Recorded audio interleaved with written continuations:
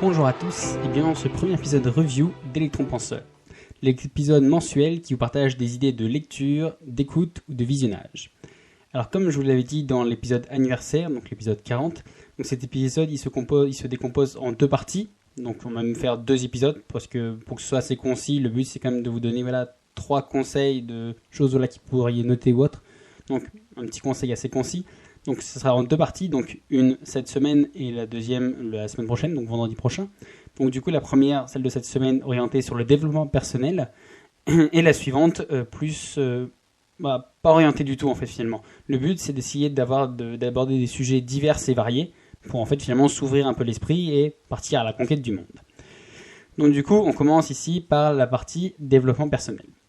Alors, comme je ne pouvais pas commencer ce premier épisode review sans rendre hommage, ni même citer le livre sur lequel Electron Penseur n'existerait tout simplement pas, parce que oui, en fait, je veux dire, il n'existerait pas dans le sens où, si je n'avais pas lu ce livre, j'aurais pas changé d'esprit, je me serais jamais mis à écouter de podcast, et donc du coup, il me serait jamais venu à l'esprit d'en créer un. À la gueule, je ne sais même pas que ça existait, je ne savais même pas. Voilà, c'est vraiment ce livre-là qui m'a fait le déclic.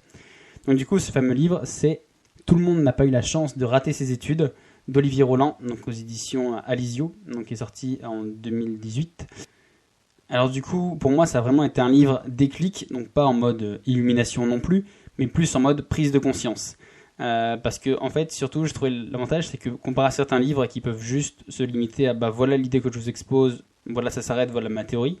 Là, en fait, c'est plus un peu sur le on va dire, développement personnel, mais vraiment un peu sur le style de vie ou autre. Du coup, en fait, ce livre-là, il invite à lire d'autres livres. Et d'ailleurs, même, il y a une grande liste de conseils de l'auteur de livres à lire à la fin. Et donc, du coup, il conseille non seulement de lire des livres, d'écouter des podcasts, et donc, finalement, de développer sa connaissance en parallèle avec un esprit critique. Parce que Olivier Roland cite très bien ce qu'il appelle les rebelles intelligents, c'est-à-dire les gens qui se mettent à critiquer tout, mais critiquer avec un œil sceptique, mais le scepticisme positif, dans le sens où pour lui c'est douter de tout, mais douter de tout en voulant vérifier. Pas douter de tout en étant un nihiliste et en disant en disant absolument non à tout ce qui se passe, à tout ce qui se présente devant vous, mais plus me mettre à douter un peu de tout pour essayer d'évoluer parfois vers des routes que personne n'osait prendre parce que justement elles faisaient douter. Alors du coup, en fait, c'est le genre de livres qui sont finalement des sursauts pour le libre arbitre, je trouve, dans le monde actuel, qui essaye plutôt de niveler un peu tout le monde avec l'éducation et la télévision. Voilà, c'est vraiment quelque chose qui essaie de vous faire un peu sortir de la bulle, de vous montrer un peu que il y a un côté un peu, je sais, dans ce que je dis, un peu illumination, un peu c'est que vous allez vous révéler. Mais là, en fait, pas du tout, parce que la manière dont c'est présenté, c'est plus en mode, peu importe ce que vous voulez apprendre, peu importe le domaine ou autre, aujourd'hui on a toutes les clés en fait pour le faire, donc que ce soit par YouTube, que ce soit par les livres, que ce soit par des formations. En gros, on va dire il n'a jamais été aussi facile d'apprendre n'importe quoi. Donc du coup, ça, on va dire c'est un peu l'idée centrale. Ensuite, ce qui est noté, c'est que le livre il se décompose en deux parties. Donc la première qui est plus orientée style de vie, par exemple manière de hacker sa vie, développement personnel, et une deuxième partie, donc c'est vraiment la scission entre les deux, une deuxième partie qui est plus sur l'entrepreneuriat, avec on va dire quasiment les différentes étapes pas à pas pour monter sa boîte. C'est-à-dire que si vous saviez absolument rien, que vous vouliez créer votre boîte, et limite c'est pas à pas, presque jusqu'à l'idée que vous allez trouver. Donc je trouve qu'il y a un petit côté un peu artificiel, mais je trouve que le raisonnement est bon. Pour ma part, si je trouve que la première partie, elle devrait être lue au moins une fois dans sa vie par chaque personne, ne serait-ce que juste pour se faire un avis de cet état d'esprit. Je suis un peu plus prudent pour la deuxième partie parce que je pense que pour moi ça fait un peu trop une ode à la gloire de l'entrepreneuriat. Donc après c'est un parti pris complètement assumé par l'auteur, mais il y a pas une forme c'est pas une forme un peu hautaine au niveau du salariat ou autre, mais je trouvais que ça faisait un peu trop la gloire de l'entrepreneuriat, que c'était plus vraiment objectif à ce niveau-là. Du coup, après ce petit résumé, donc les points positifs et les points négatifs pour moi. Alors du coup, les points positifs pour moi, c'est la richesse du contenu, parce que vraiment, c'est une mine d'or. Je crois qu'il y a 600 pages, je crois. C'est un peu le point négatif, ça c'est un énorme pavé, mais bon, c'est largement justifié au vu du contenu qu'il y a dedans. L'avantage aussi, c'est que c'est amené de manière très claire et très ludique. Donc ludique dans le sens où c'est fait avec des exemples précis. Il n'y a pas besoin d'avoir des bagages ou des prérequis pour comprendre. Je ne sais pas, comme si c'était un livre de finance ou un livre sur la géographie ou autre, quelque chose qui est hyper pointu. Non, là, comme c'est assez généraliste, on va dire que ça se rapproche plus d'une espèce de vulgarisation assez large. Et du coup, en plus, je trouve que c'est surtout que, même si c'est un gros pavé de 600 pages, en fait, je trouve que c'est beaucoup plus fluide et beaucoup plus facile à lire que la plupart des autres livres de développement personnel qui sont moins grands, dans le sens où, il y a, on va dire, c'est aéré, quoi. Il y a tout le temps des petits chapitres, des petits points. Vous pouvez, on va dire, quasiment vous arrêter toutes les 1 ou 2 pages pour faire une pause ou pour vous arrêter. Ça change un peu des livres de développement personnel où il y en a certains où les chapitres ils durent 60 pages. Donc du coup, vous arrêtez au milieu, c'est un peu contraignant. Alors que là, le fait qu'il y ait de nombreux points, de nombreux chapitres, ça permet non seulement de suivre vraiment le fil, mais en même temps, de minimiser un peu l'impact des 600 pages, surtout si c'est un des premiers livres que vous lisez en développement personnel, ce qui était mon cas. Ensuite, le point négatif, comme je l'ai dit, c'est que je pense vraiment que la première partie, c'est vraiment une mine d'or. Pour moi, je trouve que la deuxième, c'est un peu trop l'apologie de l'entrepreneuriat. C'est un peu trop, je trouve c'est un peu trop miraculeux. C'est un peu présenté en mode, ça va pas résoudre tous vos problèmes, mais regardez comment c'est simple. Alors que non, mais d'ailleurs, c'est la seule chose que je lui reproche un petit peu, c'est d'être tellement positif qu'il en manque un peu d'objectivité. Voilà. Ensuite, après ce petit conseil livre, le petit conseil podcast. Alors oui, je vais vous conseiller d'écouter d'autres podcasts de développement perso, des concurrents, si on pourrait dire, mais parce que en fait, je pense que chacun a son style et que chacun peut apporter quelque chose de différent avec un différent point de vue. Alors, comme c'est le premier épisode review, forcément, je commence par les classiques, je commence par les plus connus et donc du coup, ceux que vous connaissez sûrement déjà. Donc du coup, aujourd'hui, je vous recommande d'écouter le podcast Change ma vie, des outils pour l'esprit, donc qui est présenté par Clotilde Dussoulier. Donc, on va dire, je pense que c'est la première podcasteuse en développement personnel en France. Alors du coup, comme pour beaucoup de personnes, je pense que c'est un des premiers podcasts de développement personnel que j'ai suivi, tout simplement parce que j'ai tapé développement perso et que le moteur de recherche de mon appli de podcast, c'est ce qui m'a donné. Donc du coup, je trouvais que c'était bien parce qu'en fait, on y traite de nombreux sujets, donc c'est à la fois sur la méditation, le self-control, les émotions, avec des réflexions en profondeur sur... Donc il y a soit des réflexions des fois en profondeur un peu philosophiques ou autres, soit des fois, c'est un peu plus dans la vie de tous les jours. Voilà, c'est des choses que vous pouvez appliquer dans la vie de tous les jours. C'est pas vraiment un peu des réflexions un peu perchées, comme des fois moi je peux avoir. Donc là, il y a vraiment un côté un peu quelque chose qui vous suit pas à pas et que vous pouvez utiliser tous les jours. On va dire qu'en plus, ces épisodes, ils sont relativement concis, donc ils permettent davantage de traiter une idée à la fois, donc sans se perdre dans des détails ou s'éloigner du sujet. Comme c'est souvent ce qui se passe quand vous voyez un podcast, on va dire surtout un peu en développement personnel, on va dire ésotérique, vraiment avec des grands guillemets. Si ça dure, on va dire, plus de 20-25 minutes, c'est qu'après on a plus tendance à se perdre et on n'arrive pas à cibler une idée précise. Donc du coup, là, le fait que ce soit des petits épisodes sur un sujet bien précis, du coup, c'est à la fois concis et on comprend bien. Et en plus, on peut noter aussi qu'il y a un gros accent qui est mis sur la gestion de ses émotions et la prise de conscience, notamment au quotidien.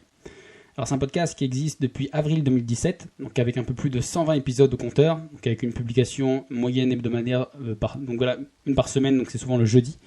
Donc du coup ça vous fait pas mal de choses déjà à écouter. Et de plus, un peu comme pour mes mini-séries, il y a une très bonne cohérence entre les épisodes. C'est-à-dire qu'ils sont reliés les uns aux autres et ils se renvoient les uns aux autres. C'est pas que des petites boulettes un peu éclatées dans tous les sens. Non, il y a vraiment une espèce de chaîne qui relie tous les épisodes les uns aux autres. Voilà, après cette petite présentation, mon avis. Alors, les points positifs, alors je pense qu'en fait, ça aborde le côté du développement personnel d'un point de vue très serein, très explicatif. Donc, sans ni être donneur de leçons, ni être un peu gourou. Donc, sans non plus devenir ni niais, ni hautain. Donc, c'est pas s'émerveiller de tout et c'est pas non plus toiser ceux qui, s'y intéressent pas. Et de plus, en fait, on peut voir que Clotilde Dussoulier, elle est très connectée avec son public, donc notamment parce qu'elle lit les avis et qu'elle répond aux questions. Et enfin, on peut dire que le lien, ce que je vous ai dit, le lien entre les épisodes, il permet une très bonne continuité entre les épisodes plutôt que juste des petits épisodes isolés. Donc ce qui est, je pense que si on veut vraiment transmettre quelque chose aux gens un peu plus profond que juste des petits points de culture, je pense que le fait qu'il y ait un lien, je pense que c'est une des choses primordiales. Donc c'est super. Les petits côtés négatifs, en fait, je trouve que, moi c'est mon avis personnel, mais je trouve que justement, aborder le développement personnel d'un point de vue un peu trop calme tout le temps, et en fait, c'est mon avis personnel, mais je trouve que ça enlève en fait un peu de vie au problème. Ça enlève un peu de vie au podcast, pardon. Dans le sens où, bah, vous voyez bien, des fois, je m'énerve, mais ou je suis plus calme ou autre.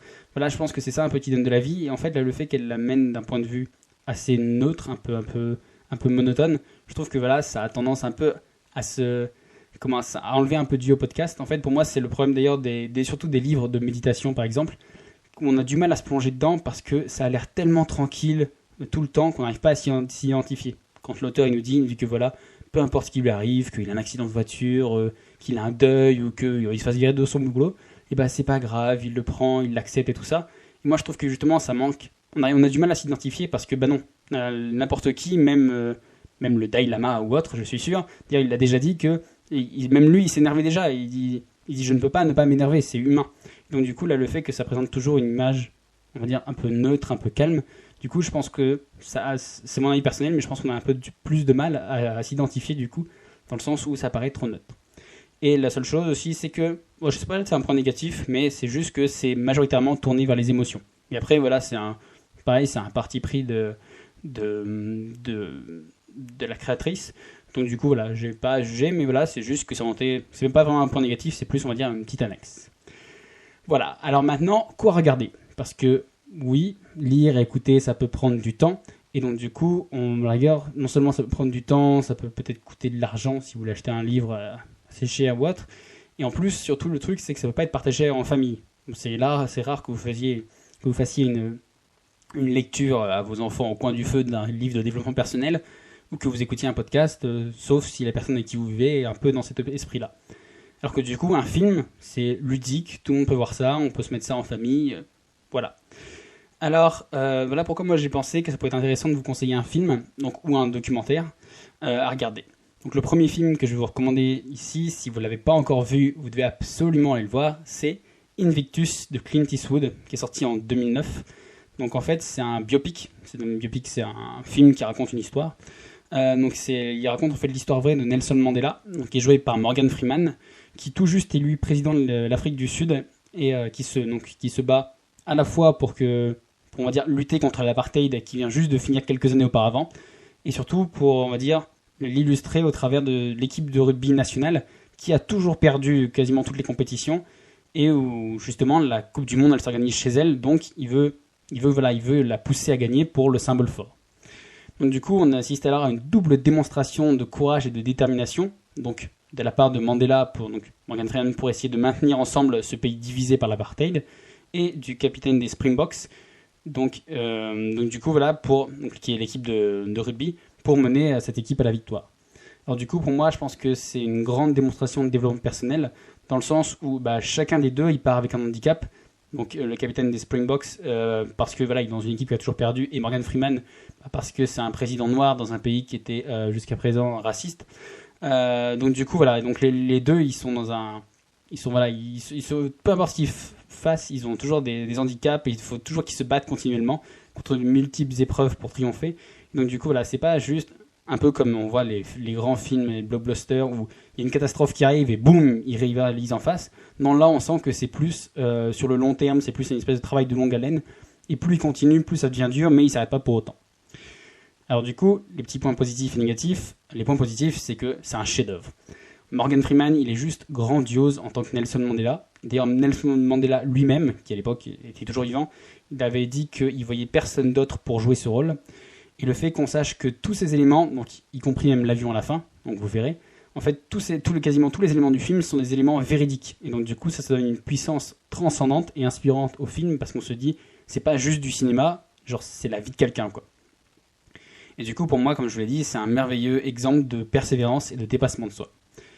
Les points négatifs, on va dire, à part les matchs qui donnent une partie très intense, surtout à la fin, du coup il y a de très longues périodes de dialogue assez calmes et du coup qui peuvent le rendre le film assez long, sachant qu'il fait quasiment 2 heures et un peu plus. Donc du coup il faut parfois s'accrocher un peu pour pas décrocher, mais voilà, je vous le recommande. Alors voilà, c'était mes recommandations en développement personnel pour le mois de novembre. Donc la semaine prochaine, comme je vous l'ai dit, sortira l'épisode review sur la découverte du monde. Voilà, j'espère que ça vous a plu, j'espère que ça vous a intéressé. N'hésitez pas, si vous avez d'autres suggestions ou autres à partager, on partagera tous ensemble. Voilà, moi je m'arrête là et je vous dis déjà à mercredi pour l'épisode d'Electron Penseur, et puis sinon à vendredi prochain pour le prochain review. Très bonne journée, ciao!